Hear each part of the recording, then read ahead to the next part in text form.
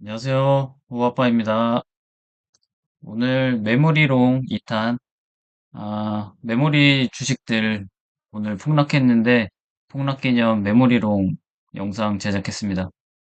전 오늘도 많이 매수해가지고 현금이 점점 소진되고 있는 상황입니다. 자, 시작해 보겠습니다. 음, 질문 하나 드려볼게요. 경쟁사가 신제품을 내놓으면, 반격하는데 얼마나 걸릴까요? 보통 완제품 업체들은 6개월에서 1년 정도 아니면 뭐 짧으면 몇 주? 뭐 준비 미리 하고 있었을 수도 있으니까. 근데 요새 AI 회사들은 며칠 아니면 길어야 일주일 안에 반격을 하고 있습니다. 지난 6월 말에 오픈 AI가 GPT 5.6을 내놨고 지금 엔트로픽이 며칠 만에 소넷 5를 내놨습니다. 사실 먼저 내놓은 거는 미토스, 지금 이제 페이블로 다시 엔트로픽에서 쓸 수 있는, 음, 미토스 5가 6월 초에 나왔거든요. 오픈 AI에서는 아마 몇 달 전부터 미토스는 출시가 6월 초지, 사실 한참 전에 이미 예견되고, 일부 회사에서는 이미 써왔던 거라 사실 미토스 출시 이후로 GPT 5.6까지는 상당한 시간이 걸렸지만 사실 지금 쫓아가는 쪽은 오픈 AI라 일단 1등은 엔트로픽입니다. 엔트로픽이 사실 먼저 미토스를 내놓은 거고 몇 달 만에 오픈 AI가 GPT 5.6을 내놨는데 GPT 5.6을 내놔서 이제 좀 따라잡을 만하니까 엔트로픽이 며칠 만에 소넷 5를 내놨습니다. 소넷 5는 성능은 뭐 GPT 5.6보다 이제 부족한 부분이 있을 수 있는데 뭐 에이전틱 성능이나 가격 경쟁력에서 훨씬 앞서는 그런 장점을 보유하고 있습니다.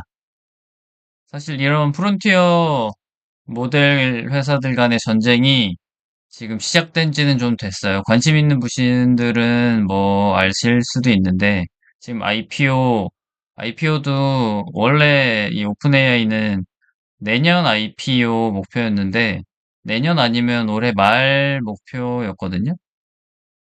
근데 엔트로픽이 몇 주 전에 S1 문서, 그러니까 상장 계획 문서 같은 거를 제출을 하자마자 오픈 AI가 그 다음 주에 S1 문서를 또 제출을 했습니다.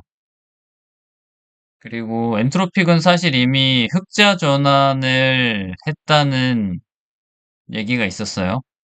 지금은 어쩔지 모르겠는데 이미 한두 달 전에 흑자 전환을 했고 오픈 AI는 한참 멀었습니다. 오픈 AI는 무료 사용자 수가 압도적으로 많고 엔트로픽은 유료 사용자 수가 압도적으로 많습니다. 그래서 오픈 AI는 소라 같은 것도 서비스를 중단하고 이런 것들도 다 비용 문제로 이제 중단을 한 겁니다.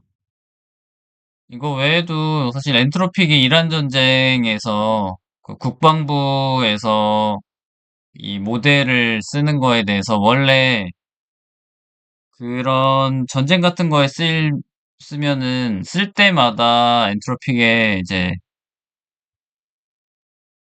허락 같은 걸 맡아야 되는 조건이 있었는데 미국 국방부에서 그거를 이제 해제하고 상시 쓸 수 있게 이제 바꾸려고 엔트로픽이랑 국방부가 약간 싸웠죠. 엔트로픽은 안 된다고 했고 국방부는 그러면은 계약을 해지하겠다. 그리고 협박을 했는데 이 엔트로픽의 수장인 다리오 아모데이는 지금 AI 안전 관련된 뭐 생각이 약간 철학이 확고한 사람이어서 안 된다고 했고 결국 국방부와의 계약은 파기되고 오픈 AI가 그 자리를 비집고 들어갑니다. 그것 때문에 샘 얼트만이 욕을 좀 많이 먹었어요. 이란 전쟁이 여론도 안 좋았을 뿐더러 그 전쟁에 사용하는 모델을 오픈AI가 손들고 나서는 바람에 오픈AI 여론이 좀 안 좋아졌습니다. 지금 샘 얼트만은 뭐 똥줄이 타겠지 아마. 아, 시작부터 좀 옆길로 샜는데 결국에 결론은 이 프론티어 모델 전쟁의 청구서는 반도체로 간다. 둘의 전쟁에 쓰이는 총알이 컴퓨팅 파워고 그 컴퓨팅 파워의 필수는 메모리입니다. 자, 본론으로 이제 넘어가겠습니다. 자, 둘의 경쟁이 얼마나 치열한지 이제 속도로 한번 확인을 해 보겠습니다. GPT 5.6이 지금 죄송합니다. 그동안에 이 프론티어 모델 경쟁에서 지금 그러니까 쉽게 말해서 가장 앞서고 있는 최고 성능 AI가 뭐냐라고 하면 대부분 엔트로픽을 거기에서 이제 미토스 5, 페이블을 고를 텐데 사실 얘네들은 벤치마크 점수가 엄청나게 좋게 나오는 애들은 아니거든요. 벤치마크 점수는 AI 업계 이쪽에서 뭐 시험 성적표 같은 척도로 사실 쓰이기가 애매한 상황이에요, 지금. 그런데도 어쨌든 그거를 이제 GPT 5.6이 현존하는 모델 중에서는 1위를 하게 되었습니다. 이번에 좋아진 것 중에 하나가 이제 에이전틱 AI 성능이 굉장히 많이 좋아진 걸로 나왔는데 그거를 바로 클로드 소넷 5로 받아칩니다. 죄송합니다. 그동안에 좀 애매했던 것들이 이제 에이전틱 AI 뭐 서브 에이전트들 데리고 일을 하는 거를 이제 오퍼스 같은 좋은 모델로 하면 확실히 성능이 좋아지는데 너무 이제 토큰이 비싸다 보니까 애로사항이 있었거든요. 이제 그 부분을 간지럽혀 줄 수 있는 좀 부분이 모델이 소니 5일 것 같은데 뭐 직접 써보니까 성능이 나쁘진 않은데 지금 뭐 페이블 5 때문인지 미토스 5죠? 네. 페이블 때문인지 몰라도 지금 소넷 5.0 쓰면은 좀 많이 느려요. 성능이 나쁘진 않은데 많이 느린 상황입니다. 그래도 어쨌든 지금 토큰 할인도 하고 있어서 소니 5를 에이전트 오케스트레이터로 쓰는데 나쁘진 않은 상황입니다. 근데 이 소넷 5 5.0의 출시일이 바로 이 GPT 5.6 나흘 뒤에 나왔다는 게 이제 포인트라고 생각합니다. 지금 뭐 모델 전쟁은 사실 엔트로피카 오픈 AI 둘이 끝낼 것 같은 상황이고 제미나이가 빨리 힘내서 올라주지 않으면 게임이 끝날 수도 있습니다. 지금 뭐 구글은 안중에도 없는 상황이에요. 그래서 이렇게 대놓고 싸우고 있고 심지어 이 엔트로픽에는 구글에서 일하던 고위급 임원들 엔지니어로서 이제 끝까지 간 뭐 딥마인드 쪽 인사들이 이 엔트로픽에 합류를 하고 있습니다.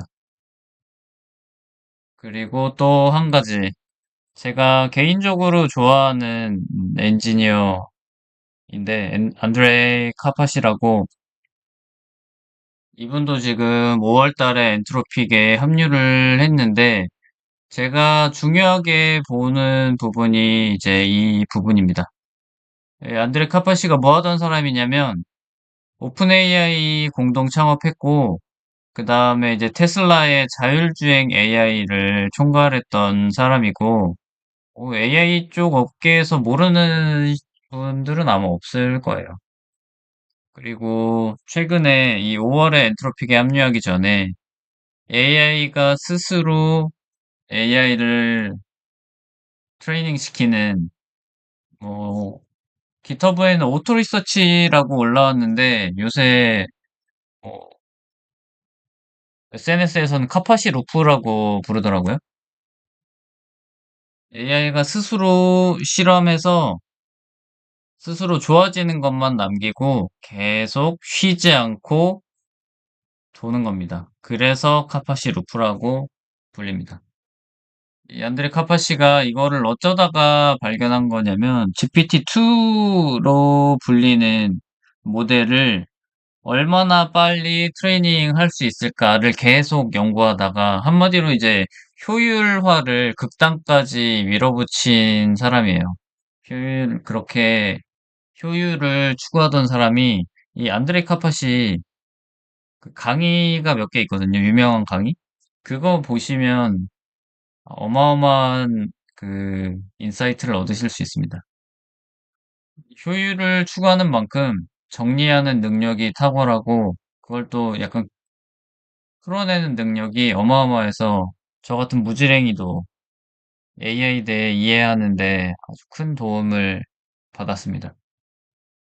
이 안드레이 카파시가 5월 달에 갑자기 엔트로픽에 이제 합류를 하게 되는데 엔트로픽에서 뭘 한다고 했냐면 이 프레리 트레이닝 팀에 들어간다고 했어요. 프리 트레이닝 팀에서 팀을 어, 조직을 하나 만들어서 뭘 한다고 했는데 당연히 카파시 루프를 사용해서 이 프리트레인 모델을 만드는 거를 이제 하게 될 겁니다. 이미 뭐 하고 있겠죠? 근데 이게 왜 중요하냐?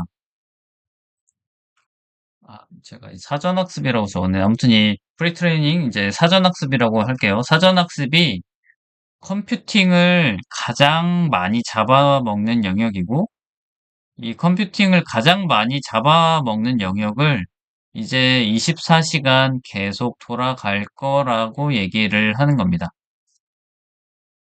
이 사전학습에 대해 잠깐 설명을 해드려보면, 뭐 제가 설명은 잘 못하지만, 이 로우 데이터들이 있는데, 그거를 가지고 이 뇌를 만드는 거예요. 신경망 뉴럴 네트워크를 만드는 걸 이제 사전학습이라고 보시면 될 것 같아요. 근데 이게 지금 나오는 모델들, 특히 중국에서 나오는 모델들은 이 과정을 거치지 않았을 가능성이 굉장히 높습니다.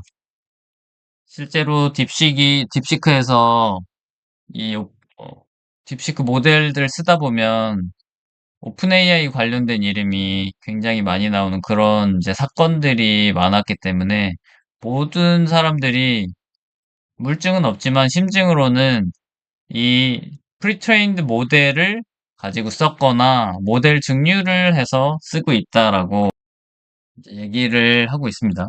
또 옆길로 샜는데 아무튼 그동안에 지금 계속 나오고 있는 모델들은 예를 들면 이 프리트레인드, 그러니까 사전 학습된 모델이 하나가 있고 그거에서 계속 이제 파인 튜닝 하고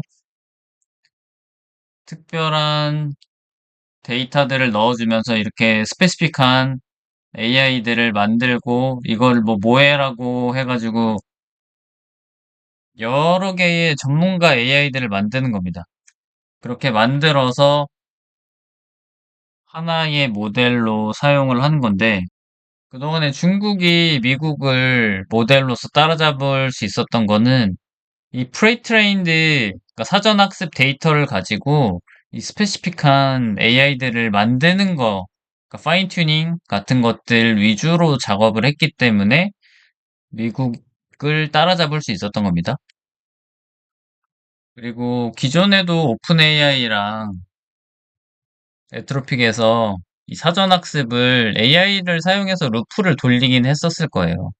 근데 그거의 효율화가 카파시를 통해서 극단으로 치달을 것이고 그 극단으로 치달은 이 사전 학습 모델이 계속 업그레이드가 되면 요번에 오픈AI에서 새로운 모델을 내보내자마자 엔트로픽이 반격을 하는 이런 일이 계속 일어날 수 있다는 겁니다. 아마 오픈AI도 또 저 소넷 5.0을 대응할 모델이 언젠간 나오겠죠? 네, 아마 지금 며칠 만에 반격한 엔트로픽 같이 빨리 나오진 못할 겁니다.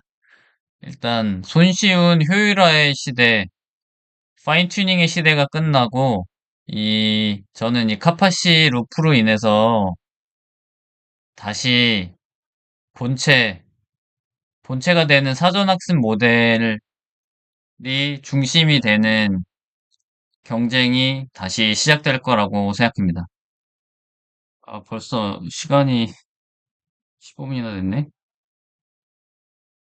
그동안에 AI 쪽에서 발전이 많이 된 것 중에 하나가 이 하니스 엔지니어링인데, 어떤 사람은 결국엔 그 하니스 엔지니어링이라는 것 자체가 이제 모델 하나에 다 녹아 들어가는 타이밍이 올 것이다. 뭐 그런 얘기를 하는 사람들도 있더라고요. 그 얘기는 결국엔 모델이 점점 더 커지고 모든 게 흡수되고 그렇게 되면 장단점이 있을 건데 사용하는 사람 입장에서는 하니스 엔지니어링은 사용자가 잘 해줘야 되는 거라면 이미 모델에 다 녹아 있으면 개떡같이 시켜도 찰떡같이 결과물이 나오는 그런 모델이 이제 앞으로 나올 수 있다는 겁니다. 그거를 촉발시켜주는 게 저는 이 카파시 루프라고 생각합니다. 뒤에 내용들은 좀 빨리빨리 넘어갈게요. 사실 지금 AI 전쟁은 프리트레이닝, 뭐 프론티어 모델 이쪽만이 아니고 이 하이퍼스케일러들, 이 네오클라우드 쪽에서도 엄청나게 피 튀기는 전쟁이 이루어지고 있는데 오늘 알게 된 뉴스인데 소프트뱅크가 네오클라우드, 미국의 네오클라우드를 만든다고 하더라고요. 그리고 어제 메타는 남는 컴퓨팅 자원을 외부에 판매하는 걸 하겠다. 이건 결국 네오클라우드 컴퓨팅 자원을 판다는 건데 왜 이런 얘기가 지금 이 시점에 나오고 있냐면 컴퓨팅 자원이 지금 엄청나게 돈이 되고 있는 상황입니다. 그리고 이 사태를 만든 거는 어이없게도 스페이스X인데 스페이스X의 콜로서스 그 AI 데이터 센터들이 이번에 IPO 준비하면서 엔트로픽이랑 구글에 장기 계약을 맺었거든요. 그 금액이 어마어마합니다. 이제 매달 조 단위의 돈을 스페이스X에 줘야 되는 상황이에요. 엔트로픽이랑 구글이. 그리고 엔트로픽은 구글 거 데이터 센터도 쓰고 있고, 그 스페이스X의 데이터 센터도 쓰고 있고, 구글도 스페이스X의 데이터 센터를 지금 쓰고 있는 겁니다. 스페이스X의 데이터 센터를 상당 부분을 엔트로픽이 쓴다고 보면 되고, 이 돈 되는 노다지 땅에 너도 나도 지금 참전하려고 뭐 메타, 소프트뱅크 돈 좋아하는 인물들이 다 참여하고 있습니다. 뭐 이런 걸 미리 알고 있었기 때문에 오라클은 엄청나게 케이펙스 투자를 하면서 데이터 센터를 확충을 하고 있었을 거고, 빅테크들이 2026년에 투자 합산이 1000조 원입니다. 근데 이거는 2026년이고, 구글 하나만 해도 지금 대출 규모, 중자 규모가 몇백 조인 상황이에요.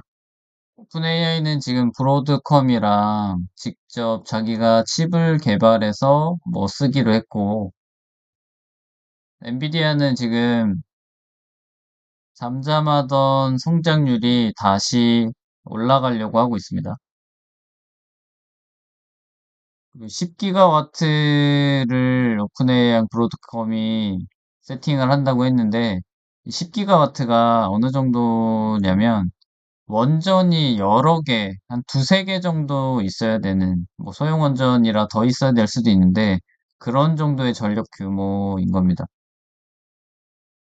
결론은 회사들은 더 많은 컴퓨팅 자원에 베팅을 하고 있고, 이 컴퓨팅 자원은 결국엔 반도체입니다. 그 반도체의 상당 부분은 GPU를 차지하고 커뮤니케이션 쪽, 인터커넥션, 여러 가지가 있는데 가장 큰 포션을 차지하는 게 메모리입니다. 그리고 아마도 점점 더 커질 수밖에 없어질 것 같습니다. 이 내용은 아까 잠깐 말씀드린 정부 계약인데 국방부 엔트로픽은 자율무기나 감시에는 쓰이지 않는다는 조항을 요구하다가 계약을 접혔고 오픈AI는 그 빈틈을 타서 계약을 따냈고 알트먼은 뭐 장사꾼이니까 자 소넷5가 나오면서 이 AI가 싸진다는 것 때문에 또 반도체 깎아내리기가 시작되더라고요. 지금 반도체가 너무 많이 올라가서 사람들이 팔고 수익화할 명분, 깎아내릴 명분들을 계속 찾고 있어요. 소넷 같은 것 때문에 AI가 싸지면 덜 필요하지 않냐? 그게 아니다. 그럴수록 수요는 폭발된다. 제번 스페로독스라는 거는 그 예시가 되게 많아요. 뭐 옛날에 처음에 세탁기가 나왔을 때 이런 거 사례들이 있는데 한번 찾아보시면 굉장히 재밌을 겁니다. 마이크로소프트 CEO가 직접 또 제번 스프레독스가 작동하고 있다. 실제 AI 사용료가 몇 년 새에 90% 넘게 떨어졌는데 기업들의 AI 비용은 2년 만에 20배가 넘게 늘었습니다. 가장 최근 증거가 뭐 소넷 5가 되겠죠. 지금 솔직히 음, 가격 전쟁 수준이라고 할 정도로 엔트로픽이 사실은 오픈 AI를 잡으려고 열일을 하는 것 같은데, 느낌상. 막상 써보면 저는 엔트로픽 주간 사용량을 거의 한 90% 이상 채워서 쓰고 있는데, 생각보다 가성비가 엄청나게 좋거든요. 또 옆길로 새고 있는데, 아무튼, 이제 돈 내는 거에 비해 엄청난 아웃풋을 뻗고 있다고 저는 생각을 합니다. 근데 이게 오픈 AI 죽이기의 일환일 거라고 저는 추측을 하고 있습니다. 근데 아마 미국 정부가 나서서라도 오픈 AI를 죽이지는 못할 거고, 어찌됐든 경쟁에서 이기기 위해 엄청난 전쟁이 일어나고 있는 거는 확실합니다. 이 효율화의 역사는 결국엔 매번 수요를 키웠다. 뭐 그런 얘기라고 이해하시면 될 것 같습니다.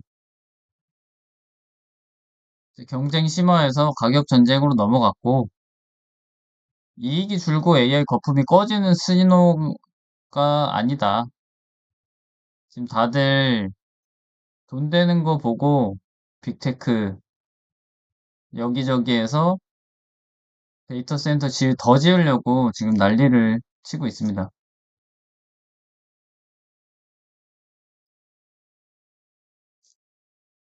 결국에 이 AI 전쟁의 청구서는 HBM, 죄송합니다. HBM, DRAM, 메모리, HDD까지, 그리고 데이터 센터, 전력, 광통신.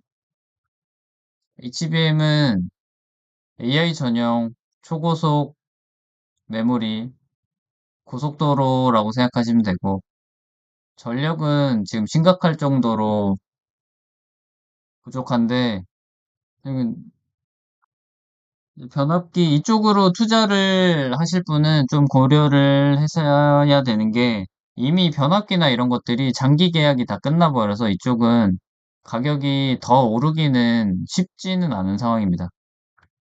하지만 쇼티지는 이미 났어요. 쇼티지도 나고 건설도 뭐 소송 때문에 건설도 못하고 뭐 이래저래 병목이 많은 상황입니다. 전력은. 광통시는 수혜주들을 잘 찾아서 투자를 해야 될 것 같습니다. 이미 한번 피크를 쳤고 가는 놈만 가는 상황이기 때문에 ETF로 투자를 하시는 게 좋지 않을 수도 있습니다. 그럼 결국엔 달릴 수 있는 건 매물이다. 이번 영상의 최종 종착지는 결국엔 매물이다. 이게 결론입니다. 아, 또 너무 길어져가지고 빨리 마무리하겠습니다. 효율화는 수요의 적이 아니다. 이제 수요가 폭발했고 이 경쟁은 이제 막 시작됐습니다. 저는 앞으로 메모리 1년 정도 더 보고 있고 6개월 후에 그러니까 다다음 분기 실적까지는 최소한 보고 최고점에서 팔진 못하더라도 마지막까지 보고 한 마이너스 20%, 30%의 손실을 각오하고서라도 앞으로 최소 6개월 이상은 더 들고 가지 않을까 생각하고 있습니다.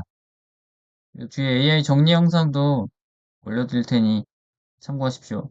감사합니다. 안녕하세요. 최근 AI 업계 돌아가는 거 보면 와, 진짜 숨 돌릴 틈이 없죠? 이건 단순한 챗봇 경쟁이 아니거든요. 오늘 해설에서는 지금 우리가 목격하고 있는 가장 치열한 기술 경쟁, 이른바 AI 프론티어 전쟁의 핵심을 파헤쳐 보려고 합니다. 눈에 보이지 않는 이 디지털 공간의 전쟁이 어떻게 현실 세계의 거대한 하드웨어 수요를 폭발시키고 있는지 그 흥미로운 연결고리를 저와 함께 따라가 보시죠. 자, 본격적으로 들어가기에 앞서서 여러분 스스로에게 질문 하나만 던져볼게요. 만약에 여러분의 가장 큰 경쟁사가 획기적인 신제품을 빵! 하고 터트렸어요. 그럼 반격하는데 얼마나 걸릴 것 같으신가요? 보통 몇 달? 아무리 빨라도 몇 주? 놀랍게도 현재 최상위 AI 모델 경쟁에서는요, 그 대답이 며칠입니다. 단 며칠 단위로 반격이 이루어져요. 그만큼 지금 이 시장의 속도와 절박함은 정말 상상을 초월합니다. 이 타임라인을 한번 볼까요? 6월 26일에 오픈 AI가 차세대 모델인 GPT-4.6를 기습적으로 발표하면서 아주 강력한 펀치를 날렸죠. 1위 자리를 두고 치열한 상황에서 정말 매서운 공격이었습니다. 그런데 불과 나흘 뒤엔 6월 30일 엔스로픽이 곧바로 클로드 소넷5를 발표하면서 맞불을 놓습니다. 예전 같았으면 이런 식의 반격에 최소 몇 달은 걸렸을 텐데요. 지금은 뭐 숨 쉴 틈도 없이 서로를 물어뜯는 엄청난 속도전이 벌어지고 있는 겁니다. 게다가 이게 그냥 성능만 좋아진 게 아니에요. 가격을 보면 입이 떡 벌어집니다. 클로드 소넷5는 100만 개의 입력 토큰당 $2, 출력은 $10로 가격을 확 쳐버렸어요. 업계가 충격에 빠질 만큼 파격적인 인하였죠. 그러니까 엔트로픽은 단순히 우리 모델 좋아요가 아니라 경쟁사들 숨통을 조이려고 아주 공격적인 가성비 카드를 꺼내든 겁니다. 일각에서는 이게 피 튀기는 가격 전쟁의 서막이라고들 하죠. 그런데 말이죠. 여기서 정말 흥미로운 반전이 일어납니다. 그동안 AI 업계는 모델을 좀 가볍게 만들거나 검색 기능을 붙여서 효율을 높이는 이른바 손쉬운 효율화에 집중해 왔거든요. 근데 최근 보도를 보면 AI 연구의 거물이자 극한의 효율을 추구하던 안드레이 카파시가 다시 가장 무겁고 비싼 작업, 즉 모델의 뼈대를 처음부터 무식하게 학습시키는 사전학습으로 돌아갔다고 합니다. 이게 무슨 뜻이냐? 쉽게 얻어먹던 효율 개선의 시대는 끝났고 이제 진짜 승부를 보려면 다시 모델 덩치를 어마어마하게 키워야 한다는 뜻입니다. 모델 덩치를 무식하게 키운다는 건 결국 다 돈입니다. 어마어마한 돈이요. 빅테크 기업들이 2026년 한 해 동안 AI 인프라 확충에 쏟아부을 것으로 예상되는 금액이 얼마인지 아시나요? 무려 6,500억 달러입니다. 우리 돈으로 거의 1,000조 원에 육박하는 엄청난 금액이에요. 이 사전학습이라는 거대한 경주에서 이기기 위해서 세상에 있는 모든 컴퓨팅 자원을 아주 블랙홀처럼 빨아들이고 있는 거죠. 근데 돈만 문제가 아닙니다. 오픈 AI가 2029년까지 확보하려는 전력 규모가 자그마치 10기가와트라고 하는데요. 10기가와트, 감이 잘 안 오시죠? 쉽게 말해서 대형 원자력 발전소 여러 개가 쉬지 않고 뿜어내는 전력량하고 똑같습니다. 그냥 오직 AI 컴퓨팅 수요 하나 감당하겠다고 도시 하나를 통째로 굴릴 에너지가 필요하다는 거예요. 이 전쟁의 스케일이 물리적 세계를 얼마나 강하게 짓누르고 있는지 딱 느껴지시죠? 이렇게 수단과 방법을 가리지 않고 시장을 선점하려다 보니까 기업들의 태도마저 변하고 있습니다. 최근에 있었던 한 대형 정부 계약 사례가 참 재밌는데요. 한 경쟁사는 자율무기나 감시 목적으로 AI를 쓰지 않겠다는 명시적인 금지 조항을 깐깐하게 요구하다가 결국 계약이 엎어졌습니다. 반면에 오픈 AI는 그런 엄격한 금지 조항 없이 그냥 기존 법령만 지킨다는 조건으로 계약에 서명했죠. 여기서 우리는 누가 옳다 그르다를 따지려는 게 아닙니다. 승자가 되기 위해서 기업들이 짊어지는 리스크 허용치가 지금 얼마나 무섭게 올라갔는지를 객관적으로 보여주는 거죠. 자, 이쯤 되면 아마 다들 이런 아주 자연스러운 의문이 드실 거예요. 잠깐만, 최근에 딥시크 V3 같은 것도 엄청 싸게 나오고 방금 소넷5도 가격을 확 낮췄다며?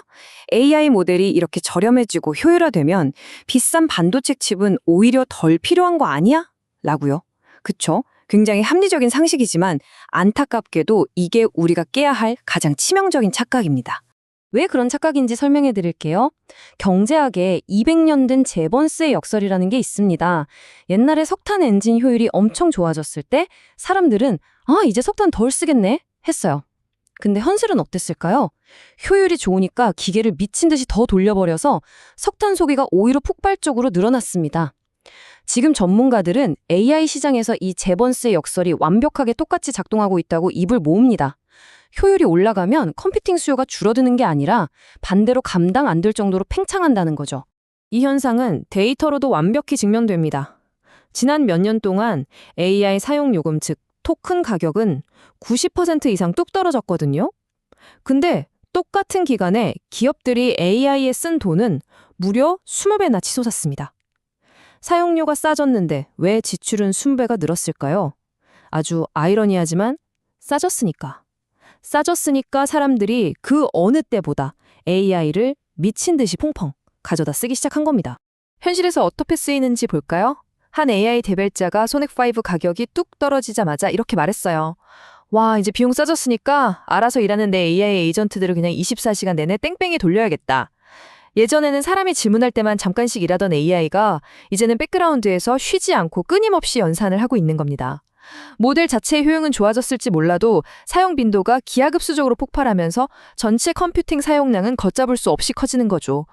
이게 기술적인 구조를 봐도 똑같습니다. 요즘 AI 모델들은 전문가 혼합, 즉 모해라는 아주 똑똑한 효율화 기술을 쓰는데요. 질문이 들어오면 여러 전문가 AI 중에서 딱 필요한 애들만 일부 활성화해서 답변하게 하니까 속도가 엄청 빠릅니다. 근데 여기에 숨겨진 함정이 있어요. 언제 어떤 전문가가 필요할지 모르잖아요. 그러니까 결국 대기하고 있는 모든 전문가 모델을 항상 메모리에 무겁게 올려두어야만 합니다. 연산 자체는 효율적일지 몰라도 역설적으로 그걸 담아둘 거대한 메모리 용량은 필수적으로 요구되는 겁니다. 이렇게 눈덩이처럼 빌어난 메모리 수요는 곧바로 현실 세계의 극심한 병목 현상, 즉 쇼티지로 이어집니다. 그 중심에 있는 게 바로 초고속 고대역폭 메모리, 우리가 잘 아는 HBM 칩이죠.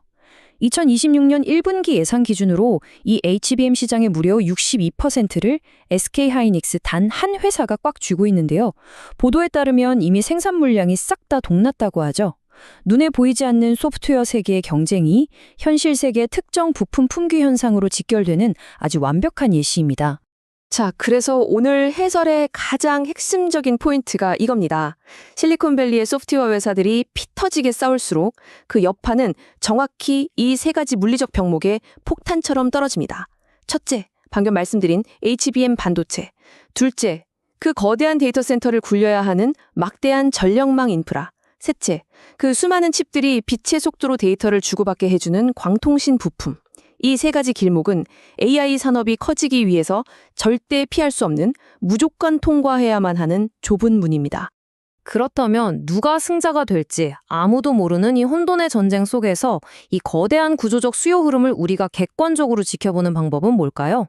누가 이길지 개별 기업을 찍기보다는 이 피할 수 없는 병목에 걸쳐 있는 카테고리들을 관찰하는 게 좋은 방법입니다. 예를 들어 반도체와 메모리를 묶은 ETF 그룹, 데이터를 쏴주는 광통신 네트워크 그룹, 그리고 이 모든 걸 깨워줄 천연가스와 전력 인프라 그룹 같은 것들 말이죠. 이것들은 특정 기업의 승패를 떠나서 AI라는 거대한 열차가 앞으로 달리기 위해 반드시 깔려야만 하는 필수 인프라 철도망인 셈입니다. 자, 이제 오늘 해설을 마무리하면서 여러분께 도발적인 질문을 하나 남기고 싶습니다. 혁신이 계속돼서 소프트웨어가 앞으로 더 효율화되고 더 싸질수록 우리가 필요로 하는 하드웨어 수요는 재번세의 역설처럼 끝없이, 정말 끝없이 폭발할 겁니다. 그렇다면 결국 우리가 가진 지구의 전력망과 이 물리적 인프라가 감당할 수 있는 절대적인 한계치에 부딪히는 그 순간, 이 AI 산업과 우리의 미래는 과연 어떤 모습을 맞이하게 될까요? 분명한 건 이 프론티어 전쟁은 이제 막 첫 페이지를 넘겼을 뿐이라는 겁니다. 앞으로 다가올 이 거대한 구조적 변화, 저희와 함께 계속 지켜보시죠.